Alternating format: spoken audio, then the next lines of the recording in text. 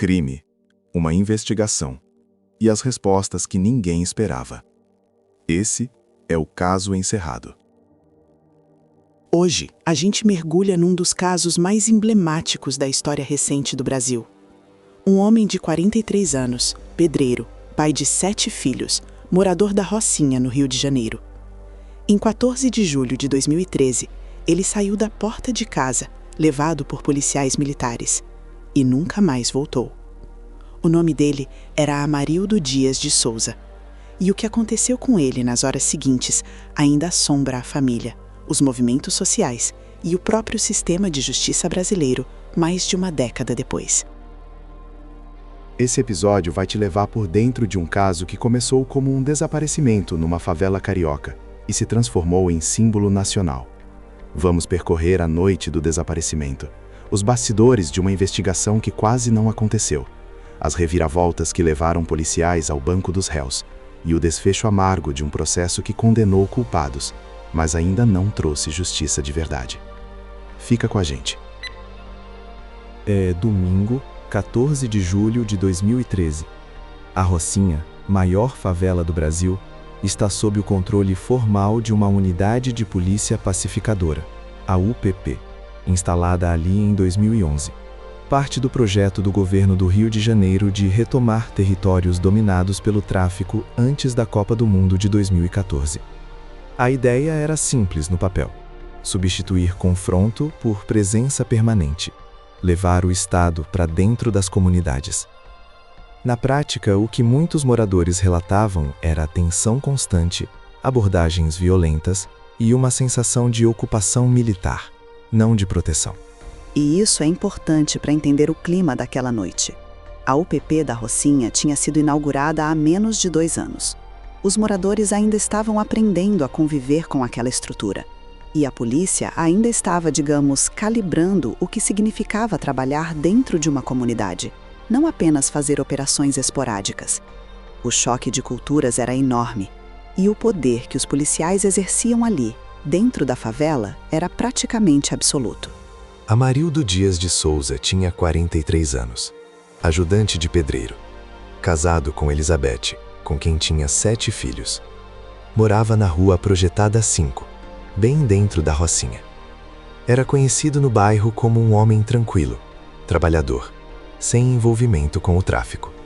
Segundo a família e vizinhos, era exatamente o tipo de pessoa que passa a vida inteira numa favela sem nunca ter problema com ninguém, nem com traficantes, nem com polícia. Naquela tarde de domingo, estava em casa com a esposa. O que chama atenção aqui é que ninguém esperava que a polícia fosse atrás de Amarildo. Ele não tinha ficha criminal, não era suspeito de nada de grave. A versão que circulou inicialmente é que os policiais teriam abordado ele porque suspeitavam que ele poderia ter informação sobre tráfico de drogas na região. Pensa comigo, uma abordagem de rotina, numa tarde de domingo, num homem sem antecedentes. Aparentemente um procedimento padrão. Pois é, os policiais chegaram à casa de Amarildo e o conduziram até a sede da UPP da Rocinha, para, segundo eles, uma conversa. Elizabeth estava presente. Viu o marido sair com os agentes. Esperou. E Amarildo nunca voltou. Segundo os autos, ele teria entrado na delegacia e desaparecido. Nenhum registro formal de detenção. Nenhum boletim de ocorrência. Nenhum papel. Como se ele nunca tivesse existido dentro daquele espaço. Essa versão não fecha. E foi exatamente isso que chamou a atenção dos investigadores depois. A ausência total de documentação é ela mesma um indício. Quando alguém desaparece numa delegacia sem deixar rastro burocrático, isso não é descuido. Isso é apagamento intencional. Segundo especialistas em desaparecimento forçado, a destruição ou supressão de registros é uma das marcas características de execuções extrajudiciais cometidas por agentes do Estado. Elizabeth esperou o resto da tarde. Esperou a noite. Esperou o dia seguinte. Voltou à UPP. Perguntou pelos policiais. Perguntou pelo marido. E recebeu respostas vagas, evasivas. Ninguém sabia de nada. Ninguém tinha visto Amarildo. E é aqui que a história começa a mudar de tom. Porque uma coisa é um desaparecimento. Outra coisa muito diferente é um desaparecimento dentro de uma instituição do Estado. A família registrou o desaparecimento. E a cidade começou a prestar atenção. E aqui entra um elemento que vai ser decisivo para tudo que vem depois: o contexto político do momento. Estávamos em julho de 2013. O Brasil inteiro estava em ebulição. As manifestações de junho daquele ano tinham colocado milhões de pessoas nas ruas, com pautas que iam desde o aumento da passagem de ônibus até questionamentos profundos sobre democracia, serviços públicos e violência policial. O desaparecimento de Amarildo caiu nesse caldo. Onde está Amarildo? Virou grito de protesto em manifestações em todo o país. Repara nesse detalhe. Amarildo não era famoso. Não era influente. Era um trabalhador anônimo numa favela carioca. Mas o desaparecimento dele, naquele momento específico, tocou num nervo exposto da sociedade brasileira. A pergunta, onde está Amarildo? Era, na verdade, outra pergunta. Quanto vale a vida de um morador de favela? O que acontece quando o Estado some com alguém? E quem responde por isso? Eram perguntas que o Brasil precisava fazer. E esse caso as tornou impossíveis de ignorar. A pressão das ruas forçou uma resposta que talvez não tivesse vindo de outra forma. Em julho e agosto de 2013, com o nome de Amarildo sendo gritado em manifestações, o Ministério Público do Rio de Janeiro abriu investigação sobre o desaparecimento. E o que os promotores encontraram quando começaram a puxar os fios foi além do que muita gente esperava. Não era um desaparecimento mal explicado. Era um crime coberto por uma estrutura. O que chama atenção aqui é a velocidade, ou melhor, a falta dela nas primeiras semanas. A Polícia Civil do Rio, que deveria investigar crimes cometidos por policiais militares, foi morosa. Os policiais da UPP continuaram trabalhando normalmente durante semanas, enquanto a família buscava respostas. Isso é um padrão. Segundo dados do Fórum Brasileiro de Segurança Pública, casos de violência envolvendo policiais têm taxa de elucidação significativamente menor do que casos comuns. Não é coincidência, é estrutural. Mas o Ministério Público não desistiu. E aqui começa um trabalho investigativo que vai durar meses. Os promotores convocaram testemunhas, analisaram câmeras de segurança, coletaram depoimentos de moradores. E os depoimentos eram consistentes num ponto. Amarildo tinha entrado na sede da UPP. Havia testemunhas que o viram sendo levado. Não havia testemunhas que o vissem saindo. O que aconteceu lá dentro era a questão central. E os policiais mantinham versões contraditórias. Pensa comigo.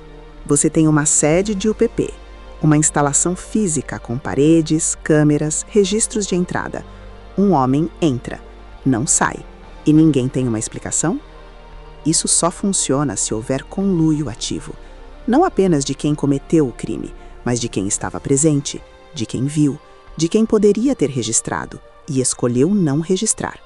Estamos falando de cumplicidade institucional, e isso é crucial, porque muda completamente o tipo de investigação que precisa ser feita. Olha só o que acontece em seguida. Os investigadores começaram a fechar o cerco a um grupo específico de policiais, todos da UPP da Rocinha. O nome que emergia como central era o do Major Edson Santos, comandante da unidade, e ao redor dele um grupo de subordinados. Segundo os autos, as investigações apontavam que Amarildo foi levado para dentro da sede da UPP, submetido a torturas para forçar confissão ou informações sobre tráfico e que não sobreviveu à sessão. E isso é pesado, mas precisa ser dito. Tortura como método investigativo dentro de uma instalação policial não é uma aberração rara. É uma prática que organismos de direitos humanos documentam há décadas no Brasil. O que foi diferente no caso Amarildo é que não deu para esconder. A pressão social foi grande demais. Segundo especialistas em segurança pública, a maioria dos casos similares se resolve em silêncio. Família ameaçada, testemunhas intimidadas, processo arquivado. Aqui, o barulho nas ruas impediu o silêncio habitual. E ninguém percebeu num primeiro momento a dimensão do que estava sendo investigado. A imprensa cobria como caso isolado, um desaparecimento numa favela. Mas à medida que os depoimentos se acumulavam, ficava claro que estávamos diante de algo sistemático. Não era um policial fora de controle. Era um grupo coordenado, usando uma instalação do Estado, aplicando práticas que violam a Constituição, a lei e tratados internacionais de direitos humanos, e fazendo isso como se fosse procedimento de rotina. Essa versão de caso isolado definitivamente não fecha. Porque para que aquilo tivesse acontecido daquela forma, sem registro, sem testemunho oficial, com apagamento completo, alguém precisava saber. Mais de um alguém. E é aí que a investigação começa a revelar o número real de envolvidos. Não eram 2 ou 3 policiais, eram 25. 25 agentes indiciados pelo Ministério Público, entre eles o comandante da UPP. Essa magnitude muda tudo sobre como entender o caso. O corpo de Amarildo nunca foi encontrado, e isso é um dos aspectos mais perturbadores da investigação. Sem corpo, sem a cena do crime preservada, os promotores precisaram construir o caso quase que inteiramente sobre depoimentos e indícios circunstanciais. Os policiais negavam qualquer envolvimento. A sede da UPP foi vistoriada, mas sem resultado conclusivo sobre o que teria ocorrido. E a família de Amarildo continuava esperando por respostas, por reparação, por pelo menos saber onde estava o homem que amavam. Mas antes de continuar, preciso te contar uma coisa sobre o que veio a seguir, porque o processo judicial foi tão surpreendente quanto o crime. Em outubro de 2013, o Ministério Público do Rio de Janeiro apresentou denúncia formal contra 25 policiais militares. Os crimes: homicídio, tortura, ocultação de cadáver, fraude processual e abuso de autoridade. Era a primeira vez na história do Rio de Janeiro que um número tão expressivo de policiais militares era levado a julgamento por crimes cometidos em conjunto, dentro de uma instalação da própria corporação. O Brasil inteiro prestou atenção. E é aqui que entra a primeira reviravolta processual. A defesa dos policiais tentou de múltiplas formas deslocar o caso para a justiça militar, onde as chances de condenação eram historicamente menores. A tese era de que os atos teriam sido cometidos no exercício da função militar, portanto deveriam ser julgados por tribunais militares. O Ministério Público resistiu e o caso permaneceu na Justiça Comum.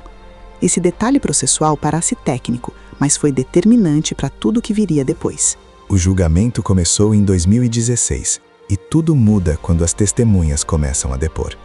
Olha só o que acontece em seguida. Alguns dos próprios policiais indiciados, em busca de delação ou redução de pena, começaram a apresentar versões mais detalhadas do que havia ocorrido naquela noite de julho de 2013. As narrativas convergiam num ponto central. Amarildo foi submetido a choques elétricos dentro da sede da UPP. Não resistiu, e o grupo precisou lidar com o que havia feito. O que chama atenção aqui é o mecanismo do encobrimento. Segundo depoimentos, após a morte de Amarildo, os policiais entraram em acordo sobre o que fazer. E o que fazer era fazer desaparecer corpo, evidências, registros. A coordenação desse encobrimento exigiu que várias pessoas tomassem decisões ativas e coordenadas. Isso não é pânico individual, é organização criminosa dentro de uma força de segurança pública. E isso é crucial porque define juridicamente o grau de responsabilidade de cada envolvido. Em 2016, a sentença de primeira instância chegou. 13 policiais foram condenados. O Major Edson Santos, comandante da UPP, recebeu a pena mais alta, 68 anos de prisão. Os outros condenados receberam penas que variavam de 2 a 22 anos, dependendo do grau de envolvimento comprovado. Era uma sentença histórica. Policiais militares condenados por tortura e homicídio de um civil dentro de uma instalação pública. O Brasil tinha, aparentemente, conseguido fazer o sistema funcionar. Impressionante, né? Impressionante. E aí vem a segunda reviravolta, a mais amarga. Porque condenação e prisão não são a mesma coisa no Brasil. A maioria dos condenados recorreu em liberdade. Os recursos subiram pelo sistema judicial. E enquanto os processos tramitavam nos tribunais superiores, os policiais condenados continuavam, e isso precisa ser dito com todas as letras, continuavam trabalhando. Na corporação, fardados, com arma, como se nada tivesse acontecido. Repara nesse detalhe. Não estamos falando de 1 ou 2 casos. Em 2023, 10 anos após o desaparecimento de Amarildo, A reportagem do Brasil de Fato revelou que policiais condenados judicialmente no caso Amarildo ainda figuravam nos quadros ativos da Polícia Militar do Rio de Janeiro. Isso não é um erro administrativo, é uma escolha institucional. A PM tinha mecanismos para afastar servidores condenados judicialmente e optou por não usá-los. A corporação protegeu os seus. Essa versão de que as instituições funcionaram não fecha completamente, porque a terceira reviravolta veio de cima. O Superior Tribunal de Justiça, ao revisar os recursos, não apenas manteve as condenações, como aumentou as penas em alguns casos. O STJ reconheceu formalmente o desaparecimento forçado como violação gravíssima de direitos humanos e sinalizou que o judiciário entendia a dimensão do que havia sido feito. Era um precedente raro e importante na jurisprudência brasileira. Mas e na prática? A família de Elizabeth Gomes da Silva aguardava não apenas que os culpados fossem presos, mas que houvesse algum tipo de reparação material. Porque 7 filhos cresceram sem pai. Uma mulher ficou viúva. Uma família foi destruída. E o Estado, o mesmo Estado que matou Amarildo, deveria alguma coisa a essa família. O que a Justiça decidiu sobre isso é parte do desfecho mais perturbador deste caso. E é o que vamos contar agora. Então, vamos falar sobre o que significa encerrar um caso quando o corpo nunca foi encontrado, quando os culpados foram condenados, mas não presos, e quando a família ainda espera por uma indenização que o Estado reconheceu dever, mas nunca pagou. O caso Amarildo tem um desfecho jurídico formal e uma realidade muito diferente para quem viveu tudo isso na carne. Vamos começar pelo ponto mais concreto, as condenações. 13 policiais foram condenados em primeira instância. O STJ aumentou penas. Esses são fatos. Mas até 2026, nenhum dos condenados cumpriu pena em regime fechado de forma efetiva por período prolongado. Os recursos se multiplicaram. Cada instância recursiva é uma nova oportunidade de progredir de regime, de conseguir habeas corpus, de adiar o cumprimento. O sistema jurídico brasileiro, com sua arquitetura de recursos, pode transformar uma condenação de décadas em anos efetivos que mal chegam aos dedos de uma mão. Segundo a Rádio Agência Nacional, em julho de 2023, quando o desaparecimento de Amarildo completou 10 anos, nenhum dos condenados estava preso. Nenhum. Os filhos de Amarildo deram entrevistas marcantes nessa data. Um deles disse às câmeras: "Meu pai foi torturado por policiais. E até hoje ninguém foi preso. 10 anos. Penas de dezenas de anos na teoria. 0 dias de prisão efetiva na prática. É difícil encontrar palavras que descrevam adequadamente esse abismo." E isso é pesado, mas precisa ser dito. Esse padrão não é exclusivo do caso Amarildo. Segundo dados do Fórum Brasileiro de Segurança Pública, a taxa de prisão efetiva de policiais condenados por violência é dramaticamente menor do que a de civis condenados pelos mesmos crimes. Há uma assimetria estrutural no sistema de justiça criminal brasileiro quando o réu usa farda. Não é conspiração. É o resultado acumulado de décadas de tratamento diferenciado, de regimes especiais, de influência institucional sobre processos. Agora, a indenização. A família de Amarildo entrou com um pedido de reparação civil contra o Estado do Rio de Janeiro. O pedido foi reconhecido juridicamente. O Estado é responsável pelo que seus agentes fizeram. Mas o pagamento? Em 2023, 10 anos após o crime, o Metrópolis reportou que a família ainda aguardava a indenização. 13 anos de espera por um ressarcimento que a própria justiça reconheceu como devido.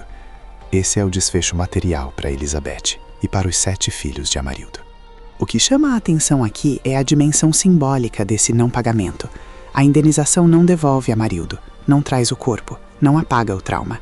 Mas ela seria um reconhecimento formal, material, de que o Estado errou e que essa vida importava. Negar ou adiar indefinidamente essa reparação é, em algum nível, negar uma segunda vez que aquela vida tinha valor. É institucionalizar a ideia de que a dor de uma família pobre de favela pode esperar.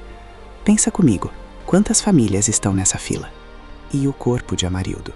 Esse talvez seja o aspecto mais cruel de todo o caso. Sem corpo não há funeral. Não há luto com ritualidade. Não há lugar para visitar, para levar flor, para dizer adeus de forma concreta. O luto sem corpo é um luto permanentemente suspenso. A dor não encontra a conclusão que a morte, por mais terrível que seja, normalmente permite. A família de Amarildo vive há mais de uma década nesse limbo. Sabe que ele morreu. Não sabe onde está. Nunca soube. Olha, não é simples assim como a justiça falhou. A justiça, em alguns aspectos, funcionou. Investigou, indiciou, condenou, aumentou penas. Mas o sistema ao redor da justiça, a corporação policial que manteve condenados na ativa, o Estado que não pagou a indenização, o mecanismo processual que permitiu recursos infinitos, esses sistemas falharam de forma sistêmica. E essa distinção importa, porque aponta onde precisam estar as reformas. Olha só o que acontece em seguida quando a gente olha para esse caso 13 anos depois. Os condenados envelhecem em liberdade. A família de Amarildo envelheceu esperando. A Rocinha continua sendo a Rocinha. E o Brasil continua tendo cerca de 60 mil homicídios por ano. Uma parcela significativa deles envolvendo agentes do Estado. O caso Amarildo foi gritado nas ruas, julgado nos tribunais, coberto pela imprensa. E mesmo assim, esse é o resultado. Impressionante, né? De um jeito que machuca. Vamos respirar aqui por um segundo e tentar entender o que o caso Amarildo representa além dele mesmo. Porque esse caso não é apenas a história de um homem que morreu, é um espelho, e o que ele mostra é difícil de olhar diretamente. O que chama atenção, depois de mergulhar em todos os documentos, todas as reportagens, todas as entrevistas da família, é que nada no caso Amarildo foi excepcional. Não foi um policial louco, fora de controle. Foi um sistema funcionando exatamente como foi construído para funcionar, com impunidade incorporada. E ninguém percebeu isso em tempo real, porque ninguém deveria perceber. O desaparecimento forçado é, por desenho, um crime invisível. Não há corpo, não há cena do crime, não há vítima que testemunhe. A única razão pela qual o caso Amarildo não foi engolido pelo silêncio foi o momento político. As ruas em chamas, a pressão social, a família que não se calou, os movimentos sociais que transformaram um pedreiro anônimo em símbolo. Sem esse contexto específico, Amarildo seria mais um número numa estatística que ninguém lê. Pensa comigo, quantos Amarildos não tiveram o barulho das ruas do lado? Quantos desapareceram em comunidades menores, em cidades do interior, em favelas sem câmera de TV por perto? Segundo o Fórum Brasileiro de Segurança Pública, mortes decorrentes de intervenção policial no Brasil chegam a mais de 6 mil por ano em anos recentes. 6 mil. A maioria em comunidades pobres, a maioria de homens jovens negros. O caso Amarildo foi o que vazou, o que saiu do silêncio. Os outros ficaram no silêncio. E isso me leva a uma questão que o caso Amarildo levanta sem responder completamente. As OPPs funcionaram? A política de pacificação, que era o contexto do desaparecimento, foi gradualmente desmontada ao longo dos anos seguintes. A violência voltou a várias comunidades pacificadas. O modelo foi criticado de todos os lados, da esquerda por ser uma ocupação militar, da direita por não ser suficientemente dura com o crime.